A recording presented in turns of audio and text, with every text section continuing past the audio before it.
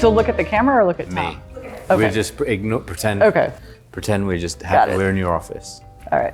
Hi everyone, my name's Tom Furr, and you are watching another episode of Between Two Firms.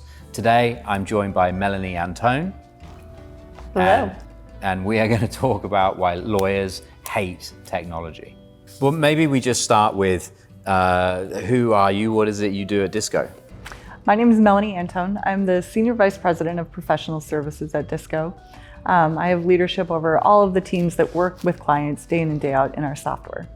I think one of the things that's really interesting is how slow to adopt technology the legal space is. You know, and obviously you've been working in the legal space for a long time. Yeah. Is that your experience, and why do you think that is? It has definitely been my experience. I spend a lot of time talking with clients and helping them to get comfortable with technology.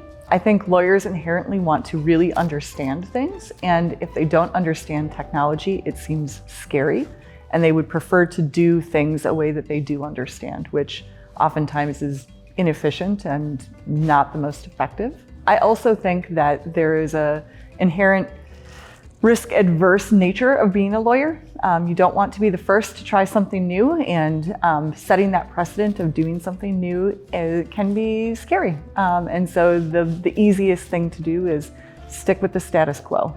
So how do you get them to embrace or even sort of start to understand the possibilities of using technology? And a lot of these people are driving Teslas and using iPhones, but this does seem to be a gap. It is surprising. We trust technology in so many other parts of our lives, but for lawyers at work, there is an inherent distrust at times, I think. So some of it is talking to them about what others are doing, making it seem like all your peers are doing this, and a little bit of peer pressure can help. Some of it is helping them to understand it better. A lot of it is partnering experts with them, so people like the individuals on my team to talk with them each step of the way through their case and help them understand the specific moments and ways to leverage technology. And sometimes people need to see it in order to believe it. So I'm interested in what is the impact that technology can have? Like, how can it help lawyers? It can help in so many different ways. One of the things we talk a lot about is sort of equalizing the access to justice, reducing costs and making it so you don't need to be an extremely wealthy person in order to get the correct and fair legal outcome. And I think on the highest level, that's what really resonates with me. There's lots of things that lawyers in the legal process do manually that technology can help with, technology can expedite. And that's really a huge piece of also equalizing the justice. If you're not spending a ton of time on it, the cost goes down. In addition, there's this, of course, continued proliferation of data, right? We have our cell What phones. is proliferation of data? So if you think back 20 years ago, the amount of data that existed in the world was pretty small. And when I first started working at a law firm, I was a project assistant, basically one of the lowest people possible in that firm. And my job was to go on site to client offices and collect paper documents that was going to be scanned and eventually put into a database.